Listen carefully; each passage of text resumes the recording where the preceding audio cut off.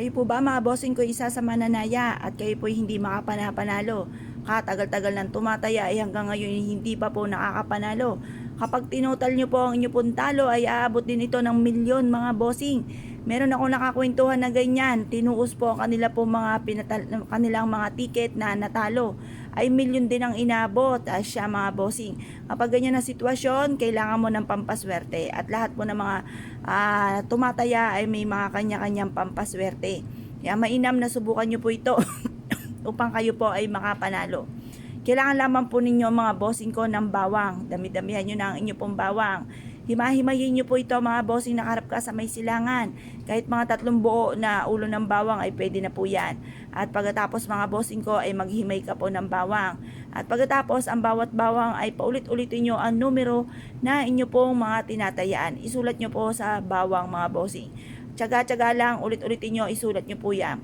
At pagkatapos mga bossing ko, yung alaga ninyong numero ha, baka naman ginawa nyo po ito at pagkatapos ay iba naman ang inyong tatayaan na siya ay wala effect din ito. Baka magsising alipin ka kapag ikaw ay nakatama sana, kaya lang iniba nyo po yung inyo pong tinatayaan. Ngayon po bago kayo tumaya, halukayin nyo po, halu-haluin ang inyo pong numero na sinulat sa ating bawang. Ilagay sa isang bote po ito, halu-haluin. Sabi nyo manalo na kayo ng jackpot. Pakulit-ulitin nyo po ito kada kayo ay bago tumaya. Gawin nyo po muna na halu-haluin ang inyo po mga bawang na hinimay-himay at sinulatan ng numero mga bossing. Ngayon pa mga bossing, paulit-ulitin nyo na mananalo ko ng limpak-limpak na salapi. Pero itong ating usaping ito ay hindi lang naman sa pagtaya-taya. Ngayon pa mga bossing, pwede nyo rin pong isulat na kayo po ay magkaroon ng malaking benta araw-araw.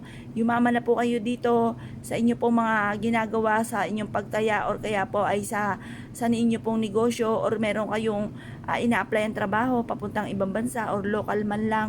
Basta i-wish nyo po na sabihin nyo po ay matanggap na kayo sa inyong ina-applyan. Mag-wish na mula sa inyong pong puso, walang imposible. Bago ka pumunta sa inyong pong ina-applyan, halu-haluin muna kayo po ay matanggap na sa inyong pong trabaho. Or kaya magkaroon ng malaking benta, ganun po inyo pong gagawin bukod sa panalangin sa mahal na Panginoon bago umalis ng inyong tahanan. Gawin nyo po muna ito, proven po ito. Ako pa mga bossing, kapag pa nakalimot po ako magdasal, ay ako po'y bumabalik, kumaharap muna ako sa altar at ako'y nagwi-wish ng mula sa puso. Yun po ay tunay naman para magkaroon tayo ng mabisang proteksyon at hindi po tayo mamalasin.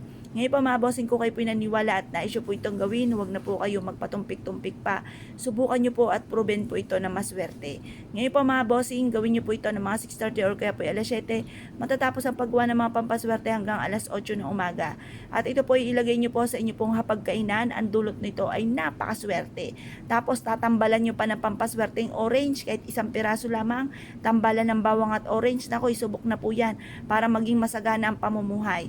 Subukan nyo po ito, bukod po sa sipag at tiyaga at double time sa pagkahit at pananalig sa mahal na Panginoon.